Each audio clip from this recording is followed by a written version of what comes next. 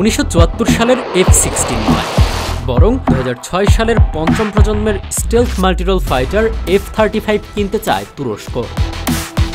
এই খবর পেয়ে গত 8 এপ্রিল তুরস্কের কাছে যুক্তরাষ্ট্রের F-35 যুদ্ধবিমান বিক্রি বন্ধে মার্কিন পররাষ্ট্রমন্ত্রী মার্কো রুবিওর কাছে নানা রকম তদবির করেছে ইসরায়েলের প্রধানমন্ত্রী বেনিয়ামিন নেতানিয়াহু।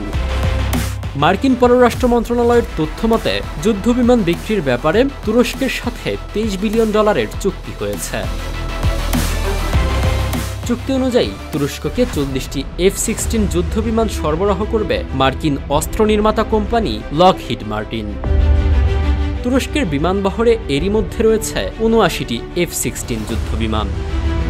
চুক্তির আওতায় ওই বিমানগুলোর আধুনিকায়নে যন্ত্রপাতিও সরবরাহ করা হবে। কিন্তু তুরস্ক যুক্তরাষ্ট্রের সাথে সম্প্রতি সমঝোতা করা F-16 যুদ্ধবিমানের চুক্তি স্থগিত করেছে এবং F-35 স্টিলথ ফাইটার প্রোগ্রামে ফিরে যাওয়ার পরিকল্পনা করেছে। মধ্যপ্রাচ্যের সংবাদ মাধ্যম মিডল ইস্ট আইয়ের প্রতিবেদনে এই তথ্য জানানো হয়। বাংলাদেশি টাকায় প্রতিটি F-16-এর জন্য তুরস্ককে গুনতে হয়েছে 440 থেকে 550 কোটি টাকা। অন্যদিকে নতুন প্রযুক্তি এবং রাডার ফাঁকি দিতে সক্ষম F-35-এর দাম প্রায় 880 থেকে 1200 কোটি টাকা।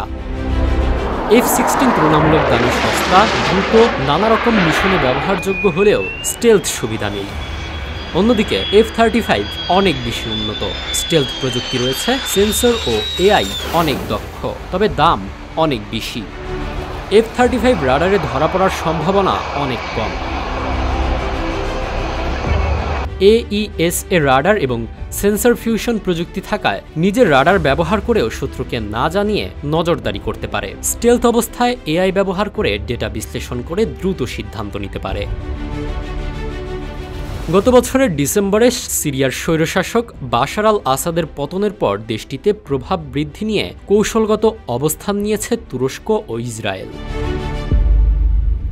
নানা মাধ্যমে আসাদ সরকার পতনে নেতৃত্ব দেওয়া বিদ্রোহীদের সরাসরি সহায়তা দিয়েছে আঙ্কারা। বাশার আল আসাদ পালিয়ে যাওয়ার পর থেকে সিরিয়াতে আধিপত্য বিস্তারে মরিয়া হয়ে উঠেছে তেল আবিব। দুই দেশের মধ্যে আধিপত্য বিস্তারের লড়াই ক্রমশ উত্তপ্ত হয়ে উঠছে। ইতোমধ্যে সিরিয়ার গুরুত্বপূর্ণ 3টি বিমান ঘাঁটিতে হামলা চালিয়েছে ইসরায়েল। তুর্কি কর্মকর্তারা জানিয়েছেন F-35 প্রোগ্রামে ফেরত যেতে তারা যুক্তরাষ্ট্র ও ন্যাটো মিত্রদের সাথে আলোচনা বাড়াচ্ছেন। তুরস্ক স্থানীয়ভাবে পঞ্চম প্রজন্মের যুদ্ধবিমান তৈরির চেষ্টা করছে। প্রকল্পটি TF-X-CAN নামে পরিচিত, তবে আপাতত আমেরিকার F-35-এর প্রযুক্তিগত সুবিধা নেটওয়ার্কের বিকল্প এখনও তুরস্কের নেই।